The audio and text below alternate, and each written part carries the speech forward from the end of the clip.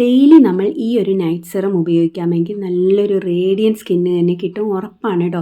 ഇതിന് വേണ്ടത് 1 table spoon ഫ്ലാക്സീഡാണ്. ഒരു ഗ്ലാസ് വെള്ളത്തിൽ ഒരു 5 to 8 മിനിറ്റ്സ് ബോയിൽ ചെയ്യുക.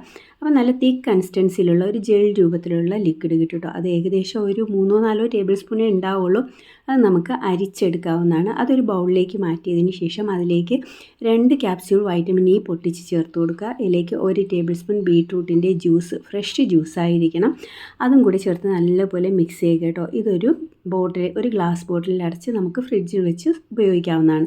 ഫ്രിഡ്ജിൽ വെക്കണം, ബിക്കോസ് നമ്മളത് ഫ്രഷ് ആയിട്ടുള്ള ജ്യൂസൊക്കെ അല്ലേ ഉപയോഗിക്കുന്നത്, അതുകൊണ്ടാണ്.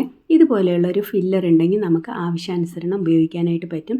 ഡെയിലി രാത്രി നല്ലപോലെ മുഖം കഴുകി വൃത്തിയാക്കിയതിന് ശേഷം നമുക്ക് ആവശ്യത്തിനുള്ള സെറമും എടുത്ത് മുഖത്ത് അപ്ലൈ ചെയ്ത് കൊടുത്ത് ഒരു 2 മിനിറ്റ് നല്ലപോലെ മസാജ് ചെയ്ത് കൊടുക്കുക. മസാജ് ചെയ്യുമ്പോഴത്തേക്കും അത് ഫുള്ള് സ്കിന്നിലേക്ക് അബ്സോർബ് ആവും കേട്ടോ.